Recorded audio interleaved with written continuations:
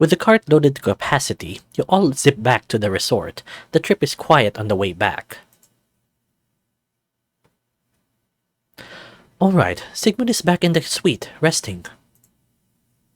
His lungs sound okay, he just needs to take it easy for a few days. Darlings, you're on vacation. That is the entire purpose of this place. That's true. I didn't think I would have to work while I'm here. Work? That's correct. Siggy is a firefighter. Oh, how can I forget? I love a man in uniform. The outfit is great. It helps you avoid getting burned. Siggy. Come now, let us celebrate your heroic deeds with a feast.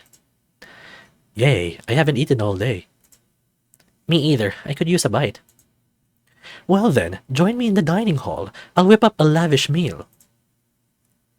The snow leopard disappears into the back while you and Siggy have a seat.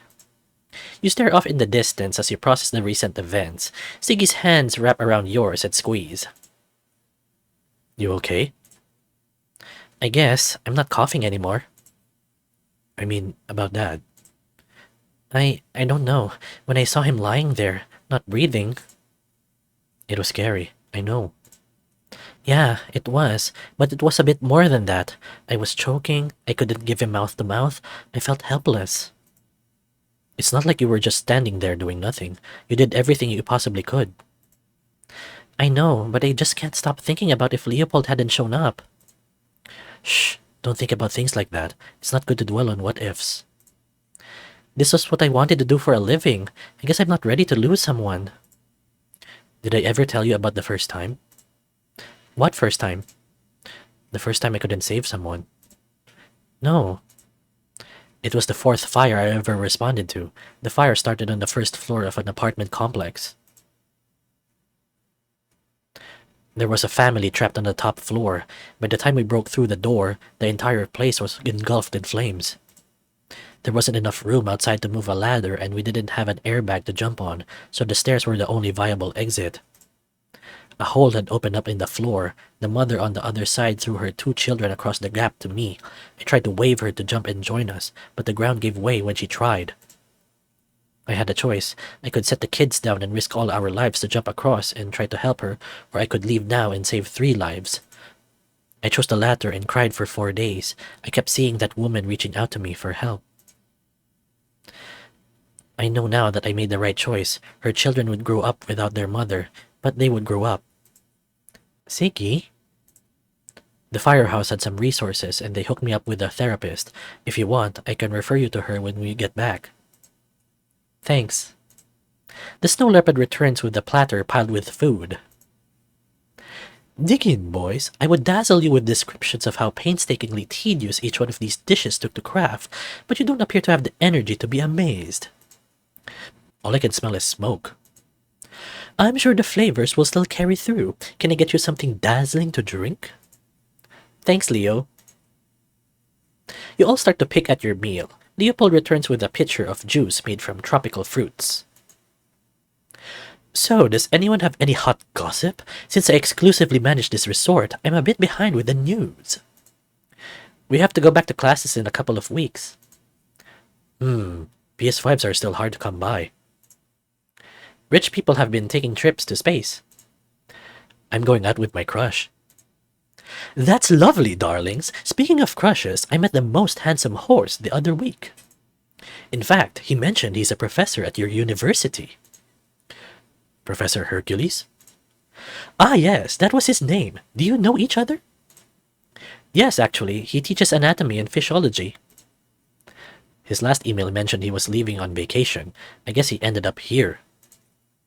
Siggy, didn't you say you never heard back from him?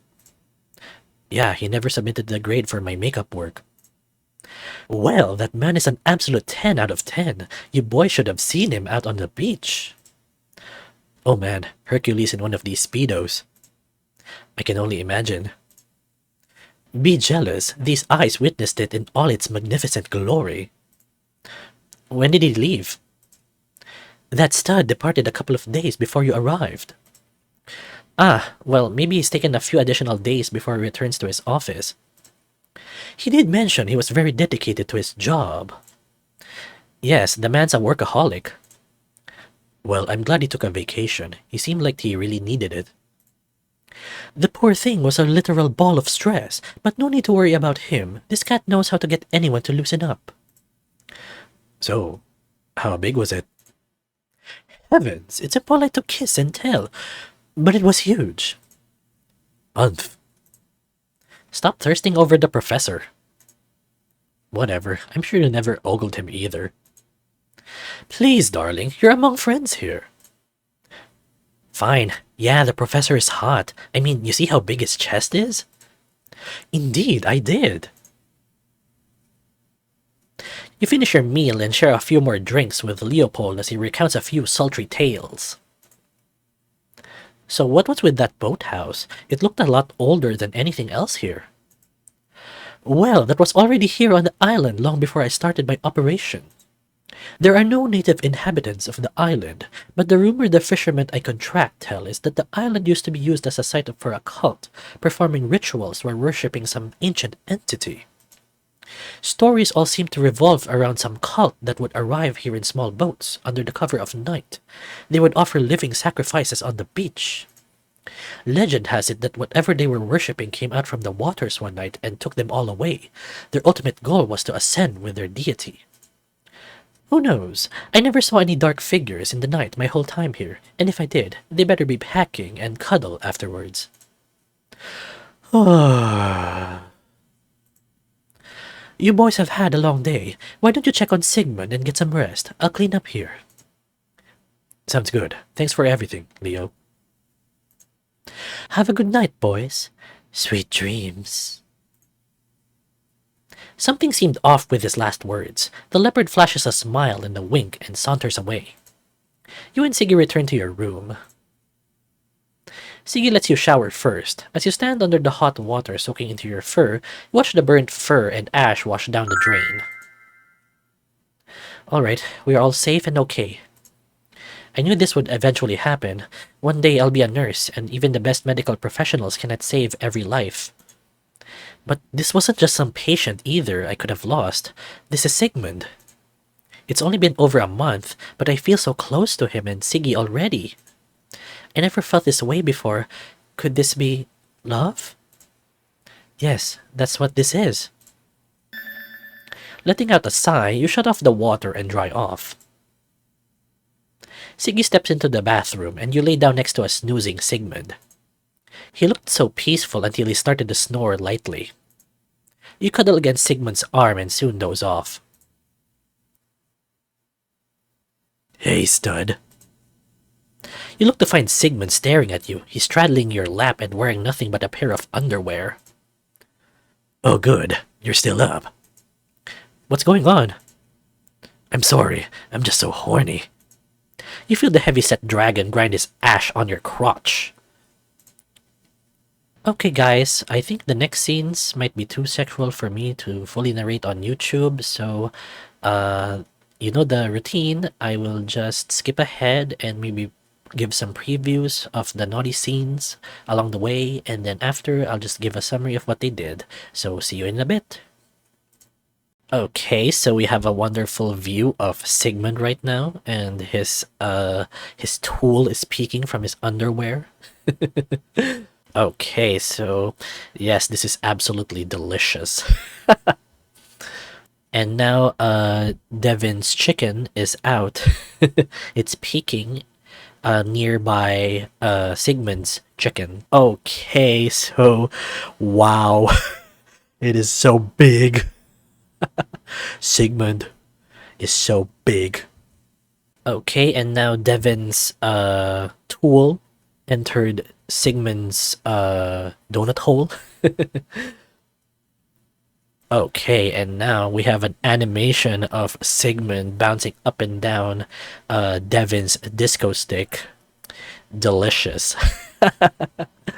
And there's also moaning sounds in the background. Okay, and now Sigmund has, exploded. The cream is all over. The dragon daddy cream is all over. And also, Devin exploded too. So there's some deer cream on Sigmund's butt. Oh my god, look at that face. Look at that handsome dragon daddy face. He's winking at you, and oh my gosh, Sigmund. Okay, so even after they finished, Sigmund is going again. He's just bouncing. Like he's in a bouncy castle. Okay, so Sigmund has exploded for the second time after bouncing again and again on Devin's disco stick. As the dragon's flesh rod readies another salvo of spunk, purple tendrils begin to erupt from behind him. Oh my gosh! You watch in horror as the top of Sigmund's cockhead spreads open and a thick tentacle shoots out at your face. Oh my gosh, this visual novel is blowing my mind. Ah! Okay, guys, so quick summary of what happened. Okay, so Devin basically had a sex dream, and he dreamt of Sigmund wanting to bottom and ride Devin's jick, and then Sigmund straddled Devin. He wanted to put that jick inside his donut hole, and then he started bouncing. Sigmund started bouncing and bouncing, and then at some point, Sigmund exploded, shot his cream all over, and also Devin shot his cream. And then after that first round, there was another round. Sigmund wanted to bounce again, and he was like, more, and then kept bouncing and bouncing, and then at some point, Sigmund climaxed again, and then after that, it was apparently some kind of nightmare because at the tip of Sigmund's member, there was a purple tentacle that shot out towards Devin and scared him, but that wasn't shown in the CG, but that was in the description anyway. So yeah, that's it. You are awake. Your heart is pounding. Looking down, you see a bump in the covers. Pulling it back reveals Sigmund sucking on your morning wood. Good morning. The older dragon smiles sheepishly as he gives your chicken one last long slurp. You let out a soft moan as he pulls off. I always dreamed about doing that. You're up early. Yeah, I slept all day after the whole fire thing. I see. Where's Siggy? I asked him to go grab some breakfast. The door opens and Siggy wheels in a cart. I'm back. Hey, what are you two doing? Your younger boyfriend catches his dad in the act. Just a bit of fun. No fair. What, you want a blowjob too? Maybe. Well, then you'll just have to wait your turn. After toweling off and getting dressed, you enjoy a tasty breakfast pastry. You can't help but feel something is off with Sigmund. He usually sleeps in, especially when he doesn't have to go to work. Observing him eating, he seems normal enough as he wolfs down 4 pastries and a cup of coffee before you even finish your first. Maybe it's the dreams you've been having here. You don't feel tired, but neither have you recalled having surreal nightmares back to back. The rest of your morning passes swiftly. You all pack your bags and prepare to depart. Darlings! I hope you had a marvelous time. Aside from almost dying, I had a great time. I hate we could only spend a couple of days here. It can't be helped. I have a full guest list arriving tomorrow and they're all staying for the whole week. Thanks again for everything. Of course, darling. I'm sure we will see each other again soon. You stand at the dock waiting for your boat to arrive. The hair on the back of your neck stands on end. Something seems off about Leopold. So, about that blowjob. Dad, don't be a creep. I'm not being a creep. I just want to be fair to my son. Sigmund smacks his son on his ass. Dad? Your dear senses are tingling, but you are unable to come up with any explanation for your unease. The ferry arrives. New guests are not scheduled till tomorrow, so you all board and wave goodbye to Leopold.